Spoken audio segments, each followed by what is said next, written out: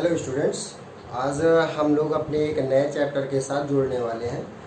और अब तक हम लोग एनसीईआरटी मैथ्स के 5 चैप्टर ख़त्म कर चुके हैं, 5 चैप्टर पढ़ चुके हैं।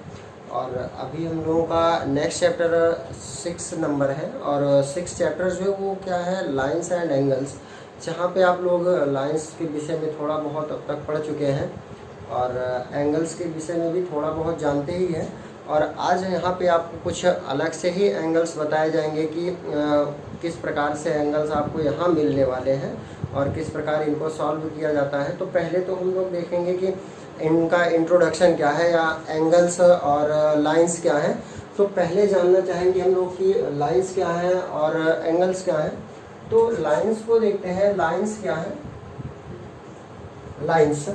लाइंस अगर कोई एक पॉइंट ले लिया जाए, ये एक पॉइंट लिया जाए और इस पॉइंट से अगर कोई इस प्रकार से एक रे खींची जाए, या अगर इस तरह ना कहें इनको, तो हम लोग दूसरी तरह से इस प्रकार कह सकते हैं कि ये कोई एक breathless length, means breathless lens जिसकी कोई चौड़ाई ना हो, जिसकी कोई ब्रीथ ना हो, उस ब्रीथलेस लेंथ को हम लोग क्या कहते हैं, लाइन कहते हैं। जैसे अभी एक लाइन हम लेंथ हम लोग ले लेते हैं, लेंथ वो कुछ भी हो, चाहे वो 1 मीटर्स हो, 2 मीटर्स, 3 मीटर, 4 मीटर, 5 मीटर, कुछ भी हो। तो ब्रीथलेस है, चूँकि इनकी चौड़ाई को हम लोग नहीं माप सकते हैं और ना ही इनकी कोई चौड़ाई होती है, मीन्स इनकी कोई ब्रीथ भी नहीं होती है। तो ब्रीथलेस, इस ब्रीथलेस लेंथ को, ब्रीथलेस लंबाई को हम लोग क्या कहते हैं, लाइंस कहते हैं। तो लाइंस क्या है,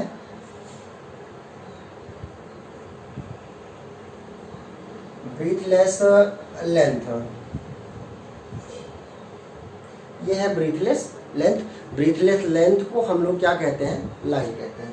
लाइन में ही देखिए इनके आपको मिलेंगे इंटरसेक्टिंग लाइन,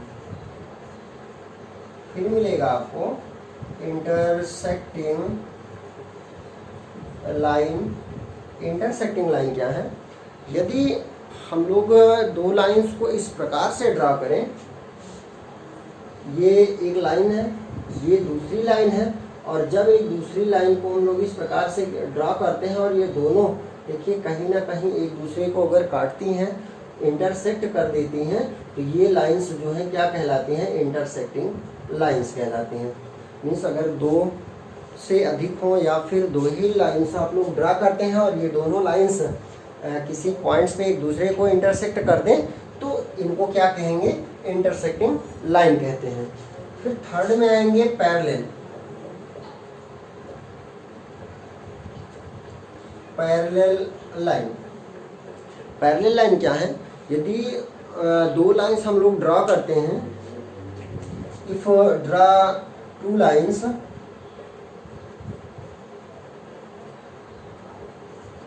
ये और ये 2 लाइंस हो गए।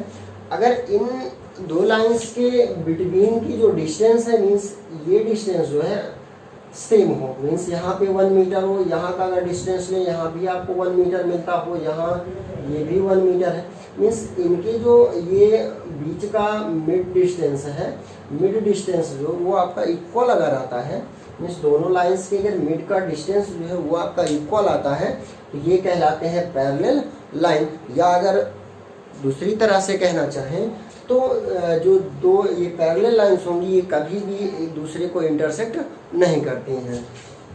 मीन्स अगर इनको कहें तो इनको ऐसा भी कह सकते हैं कि these lines do not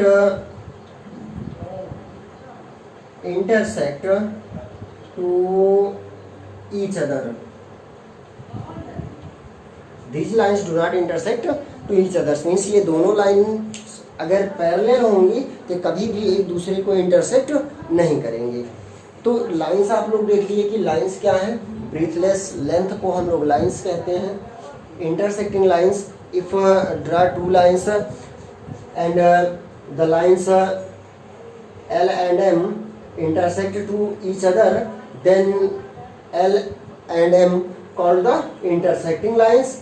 next है आपका पैरेलल लाइंस। तो these lines these lines do not intersect to each other, means ये दोनों लाइंस एक दूसरे को कभी भी इंटरसेक्ट नहीं करती हैं। मीन्स जब भी इन दोनों लाइंस को हम लोग ड्रा करते हैं तो इनके बीच का जो डिस्टेंस होता है वो हमेशा इक्वल होता है। अगर इनके एक यहाँ पे एक वर्टेक्स पे 1 मीटर डिस्टेंस है तो कहीं भी आप लोग इनके बीच का डिस्टेंस माप करके चेक करते हैं तो आपको 1 मीटर ही मिलेंगे। अगर ये 1 मीटर ना हो करके कुछ और हो जाते हैं तो मीन्स ये पैरेलल लाइंस नहीं होंगे। इसलिए these lines do not intersect to each other ऐसा कहें, या फिर इनके बीच में अगर डिस्टेंस आपका इक्वल होता है, कभी ये इंटरसेक्ट नहीं करते हैं, तो मीन्स दोनों लाइंस क्या होंगे, पैरेलल लाइंस होंगे। इसके बाद हम लोग बात करते हैं एंगल्स की। अब अगर एंगल्स की बात करें तो एंगल क्या है, एंगल क्या है, तो एंगल्स हम लोग किनको कहते हैं, कोई अगर एक पॉइंट हो, ये कोई पॉइंट हो और पॉइंट से दो लाइंस इस तरह से ड्रॉ करें और इन दोनों लाइंस को ड्रॉ करने पर हमको यहाँ पे जो एंगल में जो भी ये ड्रॉ करते हैं एक दूसरे से अलग होकर के, तो इसको हम लोग क्या कहते हैं, एंगल कहते हैं। अब ये एंगल 0 से 360 के बीच का कोई भी एंगल्स हो सकता है, ज़रूरी नहीं कि 30 हो, 50 हो, 60 हो, कुछ भी हो सकते हैं। तो अगर एक ही पॉइंट से 2 डिस्टिंक्ट लाइन ड्रॉ करें तो इनके बीच का जो ये स्पेस होता है, ये स्पेस आपको क्या कहलाता है, एंगल कहलाता है। अब एंगल में ही आए तो एंगल देखिए कितने हैं। पहले तो हम लोग एंगल में पढ़ेंगे अक्यूट एंगल। अक्यूट एंगल क्या है, अक्यूट एंगल बोलते हैं जो 90 से लेस होते हैं, मीन्स 90 से कम के जो एंगल हैं वो क्या कहलाते हैं, एक्यूट एंगल।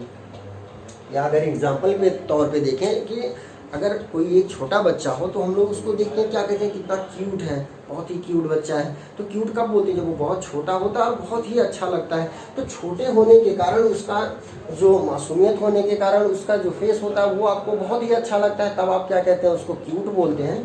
तो ऐसे ही यहाँ पे अक्यूट बोल के मीन्स उस एंगल का वैल्यू क्या होगा, बहुत ही लेस होगा, बहुत ही कम होगा।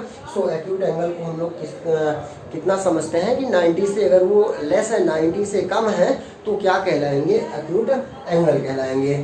तो लेस देन 90 मीन्स 90 से लेस के एंगल जो होंगे वो आपके क्या कहलाएंगे, एक्यूट एंगल कहलाएंगे।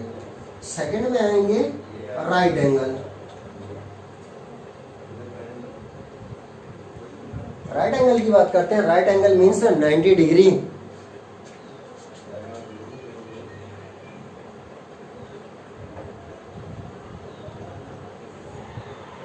Equal to 90 degree. तो अगर एंगल 90 डिग्री का है तो उसको हम लोग क्या कहते हैं, राइट एंगल कहते हैं। मीन्स अगर उस एंगल का वैल्यू 90 होता है तब उसको हम लोग राइट एंगल कहते हैं।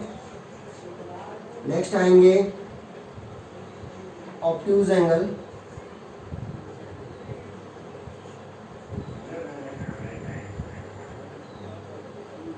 ऑब्ट्यूज एंगल 90 से ग्रेटर जो एंगल होंगे, 90 से ग्रेटर होंगे और 180 से लेस होंगे।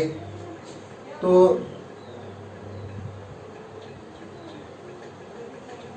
Greater to 90 and less than 180 means जो जिस एंगल का वैल्यू 90 से एबव होगा, मीन्स 90 से ग्रेटर होगा और 180 से लेस होगा, 180 से कम होगा, वह एंगल क्या कहलाएंगे, आपके ऑब्ट्यूज एंगल कहलाएंगे। नेक्स्ट आएंगे अब straight angle.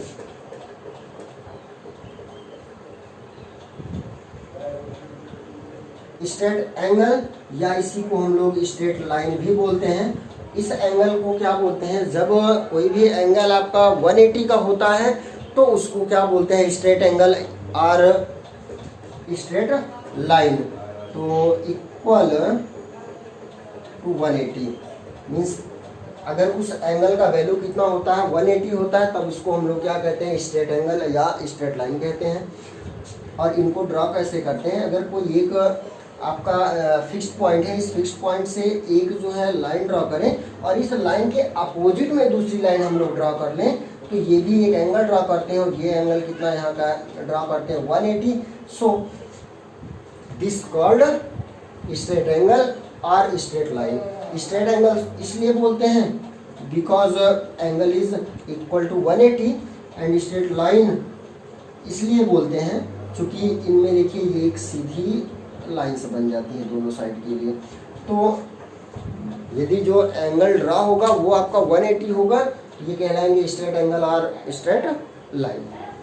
Next reflex angle.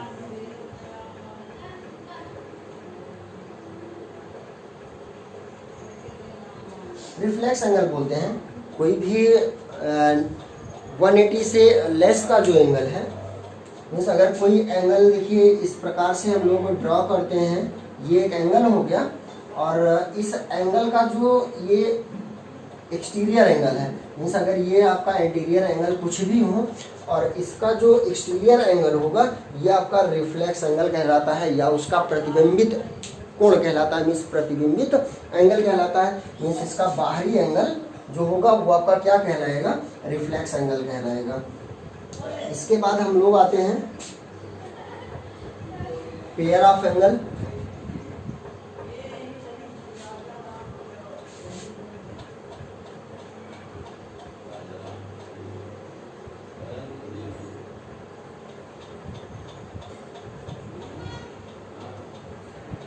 तो नेक्स्ट पे चलेंगे पेयर ऑफ एंगल।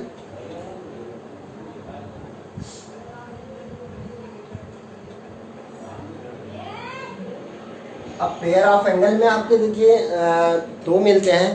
पहला आपको मिलता है कॉम्प्लीमेंट्री एंगल और सेकंड मिलता है सप्लीमेंट्री एंगल। कॉम्प्लीमेंट्री एंगल में देखिए फर्स्ट क्या है, कॉम्प्लीमेंट्री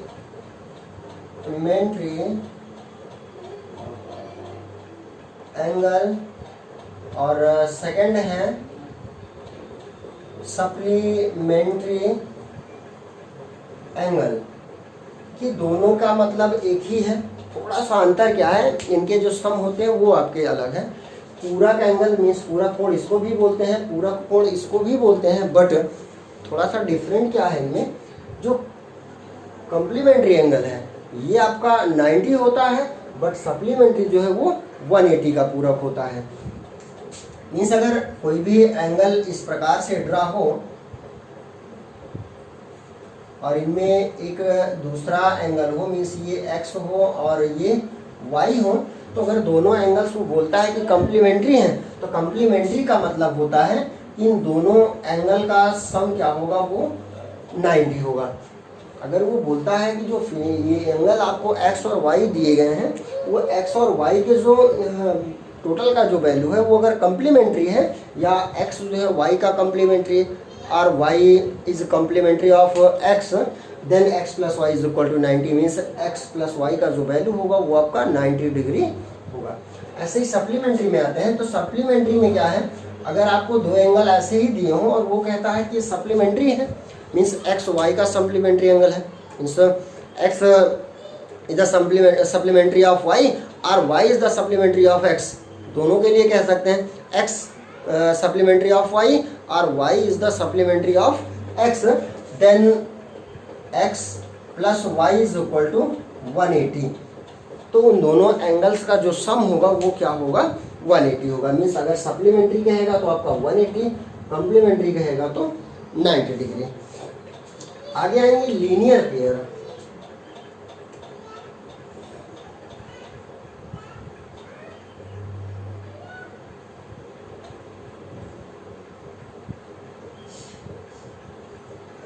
अब लीनियर पेयर एंगल्स में हम लोग आएंगे, तो इसमें आपको कुछ अलग से मिलेंगे जो कि बहुत ही इम्पॉर्टेंट है आपके लिए, और इसी के बेस पे अब हमको कुछ क्वेश्चन भी सॉल्व करने होंगे। जो आपको अब बताया जा रहा है, ये कॉम्प्लीमेंट्री एंगल, सप्लीमेंट्री एंगल और लीनियर पेयर एंगल, ये जो आपको बताया जा रहे हैं, इन्हीं के बेस पे आपको क्वेश्चन भी सॉल्व करने होंगे। तो आपके लिए बहुत ही इम्पॉर्टेंट फैक्ट है ये, बहुत ही इम्पॉर्टेंट मेथड भी कह सकते हैं इसको। तो अब हम लोग इसको देखेंगे कि लीनियर पेयर एंगल्स में आपको क्या क्या मिलने वाले हैं। तो पहला इसमें आपको मिल जाएगा virtually opposite angle, virtually opposite angle मिलेगा, करस्पॉन्डिंग एंगल मिलेंगे और अल्टरनेट अपोजिट एंगल मिलेंगे। तो देखते हैं। पहला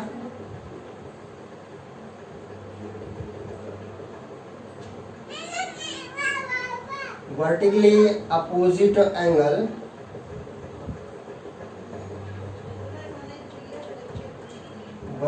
वर्चुअली है, वर्टिकली अपोजिट एंगल हो गया। सेकंड है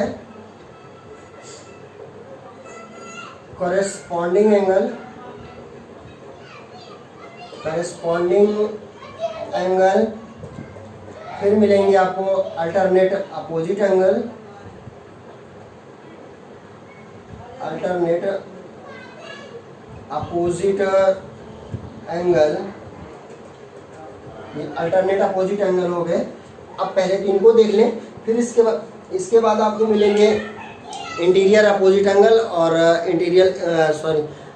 एक्सटर्नल एंगल और इंटीरियर एंगल। तो पहले तो इनको देख लें कि वर्टिकली अपोजिट एंगल क्या है।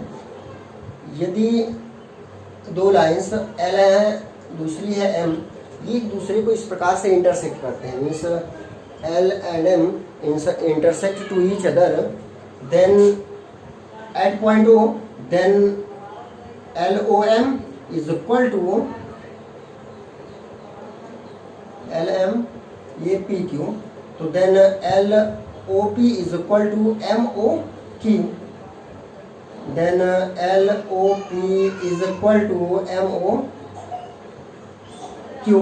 तो ये आपके वर्टिकली अपोजिट एंगल कहलाएंगे। मीन्स अगर आपके दो लाइंस ये इस प्रकार से इंटरसेक्ट करते हो तो इनके ये दोनों, ये इसके अपोजिट होगा और ये वाला एंगल जो होगा वो इसके अपोजिट हो जाएगा। मीन्स इनको बोलते हैं वर्टिकली अपोजिट एंगल। सेकंड में आएंगे करस्पॉन्डिंग एंगल। अब करस्पॉन्डिंग एंगल के लिए क्या करेंगे कि ये दो लाइंस अगर आप पैरेलल ड्रॉ कर लें और ये थर्ड लाइन इनको इंटरसेक्ट करती हो, जैसे दो लाइंस ये आपके पैरेलल हो गई और ये थर्ड लाइन इनको इंटरसेक्ट करती है, तो करस्पॉन्डिंग एंगल के लिए जो इनका देखिए थर्ड लाइन जब इनको इंटरसेक्ट करती है तो इनकी ये कुछ एंगल्स बनते हैं। ये अगर इनको 1 2 3 4 5 6 7 और 8 इस प्रकार से इनको हम नॉमिनेट कर लें तो इनकी देखिए जो एक साइड के मीन्स पहचानते कैसे करस्पॉन्डिंग क्या होंगे कि लाइंस का अगर ऊपर का पहला ऊपर का एंगल होगा तो सेकंड का, पहले का अगर ऊपर का तो दूसरे का भी ऊपर का ही एंगल होगा। मीन्स अगर ये 1 है तो ये 5 2 6, और अगर पहली लाइन के नीचे का मीन्स ब्लो का अगर हम लोग एंगल लेंगे तो सेकंड के भी ब्लो का ही लेना होगा। मीन्स तब ये 3 7 का करस्पॉन्डिंग होगा, 4 8 का करस्पॉन्डिंग होगा और ये करस्पॉन्डिंग एंगल जो है वो इक्वल होते हैं। मीन्स एंगल 1 जो होगा वो 5 के, 4 एंगल 4 होगा 8, एंगल 2 इज इक्वल टू होगा angle 6 and angle 3 is equal to angle 7। तो इस प्रकार से हम इनको पहचानते हैं कि करस्पॉन्डिंग एंगल कौन से हैं। यदि दो लाइंस आपके पैरेलल हैं और थर्ड लाइन इनको इंटरसेक्ट करती है तो इनके एक ही साइड के किसी भी लेफ्ट और राइट किसी भी साइड के अगर ये ऊपर का पहली लाइन के ऊपर का एंगल लेंगे तो उसका करस्पॉन्डिंग एंगल जो होगा वो दूसरी लाइन के ऊपर का ही एंगल होगा, और अगर पहली लाइन के नीचे का एंगल लेते हैं तो दूसरी लाइन के भी नीचे का ही एंगल उसके करस्पॉन्डिंग एंगल होगा।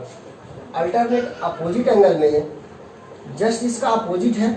इसमें क्या करते हैं कि अगर इस प्रकार से दो लाइंस पैरेलल हो और थर्ड लाइन इनको इंटरसेक्ट करती हो तो अल्टरनेट अपोजिट एंगल इस प्रकार से पहचानते हैं कि अगर इनके पहली लाइन का नीचे का है, यानी पहली लाइन के नीचे का एंगल ये 3 है तो दूसरे लाइन के ऊपर का एंगल लेंगे बट उसका साइड भी चेंज करके। मीन्स अगर इधर का लेफ्ट लेंगे तो इधर का राइट, अगर इधर राइट लेंगे ऊपर वाले का राइट लेंगे तो नीचे वाले का लेफ्ट। तो अगर हम लोग इधर 3 लेते हैं तो 3 का ये हो जाएगा अल्टरनेट अपोजिट एंगल मीन्स 5। तो इसमें क्या होगा, ये हो जाएगा angle 3 is equal to angle 5, और इधर देखिए कि अगर फर्स्ट लाइन का जो है नीचे का एंगल 4 लिया गया तो सेकंड लाइन का ऊपर का लेंगे और लेकिन साइड चेंज करके इधर राइट में लिए थे तो इधर का क्या हो जाएगा लेफ्ट का, means angle 4 is equal to angle 6। तो दोनों में थोड़ा सा ही चेंज है। अगर करेस्पॉन्डिंग एंगल में आते हैं तो दोनों का एंगल एक ही साइड का होगा।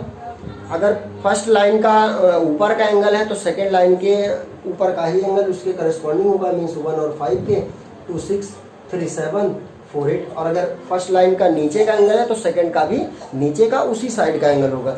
बट अल्टरनेट अपोजिट एंगल में क्या है, अल्टरनेट अपोजिट एंगल में जब दो लाइंस पैरेलल हो और थर्ड लाइन उनको इंटरसेक्ट करती है, तो अगर फर्स्ट लाइन के नीचे का एंगल लेते हैं, ये जैसे 3 लिया गया, तो सेकेंड लाइन के ऊपर का एंगल लेंगे और साइड को चेंज करके, मीन्स अगर ये लेफ्ट का लिए हैं तो इधर राइट का लेंगे।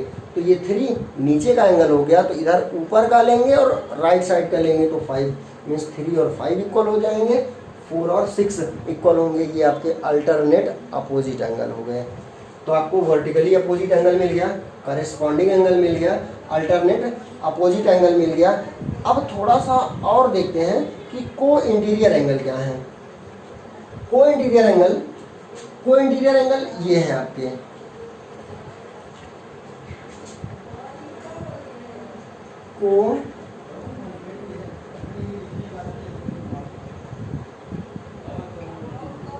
को इंटीरियर एंगल। अब को इंटीरियर एंगल क्या है कि को इंटीरियर एंगल मीन्स जब थर्ड लाइन इनको इंटरसेक्ट करेगी, तो थर्ड लाइन इंटरसेक्ट करने पर इनकी एक ही साइड के इंटीरियर एंगल जो होंगे, मीन्स 4 5 हो या फिर 3 और 6 हो, तो इनका सम क्या होता है 180 के इक्वल होता है। ये को इंटीरियर एंगल में आता है, means angle 4 angle 5 is equal to 180 और angle 3 plus angle 6 is equal to 180। तो ये आपके को इंटीरियर एंगल हो गए। तो आपको इन पे जो है कुछ क्वेश्चन मिलेंगे सॉल्व करने के लिए, जो कि यहाँ से यहाँ तक ये आपके लिए इम्पोर्टेंट भी है और इसको बहुत अच्छे से आप लोग समझ के चलेंगे। अगर आपको कोई प्रॉब्लम होती है तो दोबारा से कमेंट करके भी पूछ सकते हैं। और वैसे तो हमने आपको कोशिश किया जिससे कि कोई भी प्रॉब्लम ना होने पाए, बट अगर आपको प्रॉब्लम होती है तो आपको जो भी पॉसिबल वे दिखता है, जिस प्रकार से आपको लगता है कि कांटेक्ट करके आप दोबारा से इसको अगर पढ़ना चाहते हो या दोबारा से समझना चाहते हो तो आप लोग संपर्क कर सकते हैं और इसको दोबारा से बताया जाएगा। तो अब ये हमारा तो इंट्रोडक्शन हो गया कि लाइन और एंगल्स क्या है। तो लाइंस और एंगल्स के विषय में हम लोग अब पढ़ चुके हैं।